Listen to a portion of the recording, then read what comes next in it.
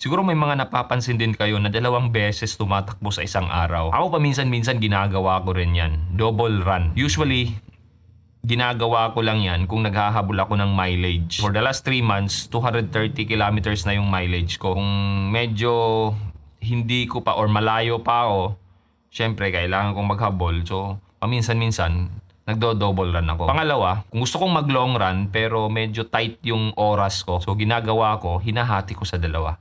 So, double run ang ginagawa ko. Kung kunwari, sa umaga 8 kilometers, bale mga 1 oras yon. Sa gabi, another siguro 8 kilometers or kung hindi ganun kahaba yung oras ko, mga 5 kilometers lang. Medyo mahaba-haba na rin yun kung ibabase natin sa mileage natin sa isang araw. So yun yung dalawang benefit na syempre na-appreciate ko. Pero hindi lang yun. Yung pangatlo, less fatigue. Hindi siya or hindi ka gaanong napapagod kasi instead na pahahabain mo yung takbo mo, syempre naka-cut short siya, nahahati mo. So hindi ganun kabugbog yung katawan mo.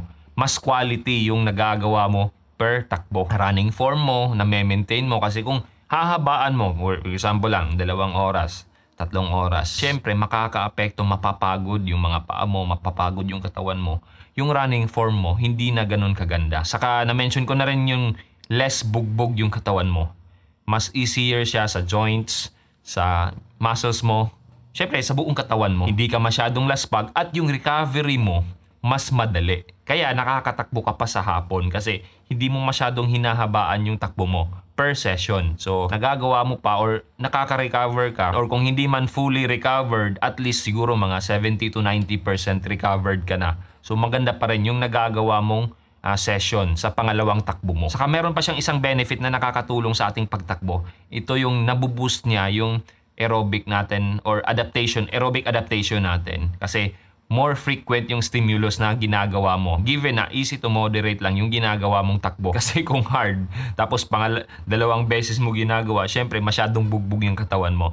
So easy to moderate lang. Ako, personally, kung yung ginagawa kong double run, usually, yung 2 takbo ko, parehong easy lang. Actually, hindi ko to ina-advise sa mga baguhan pa lang. Huwag kayong mag-double run kung baguhan pa lang kayo. As in, siguro mga 1-2 buwan pa lang. Wag muna ang ganun. Siguro kung mga nakaka-6 na buwan na kayo, saka gusto nyong at least papano haba-habaan or mataasan or taasan yung mileage nyo na hindi masyadong bugbog or laspag yung katawan mo, saka mas madali yung recovery nyo, or kung hindi kayo nakakagawa ng long run sa weekend, so double run ang magiging solusyon nyo. So kung meron lang kayong time, syempre. So try nyo rin yung double run. Maring makatulong din yun sa inyo.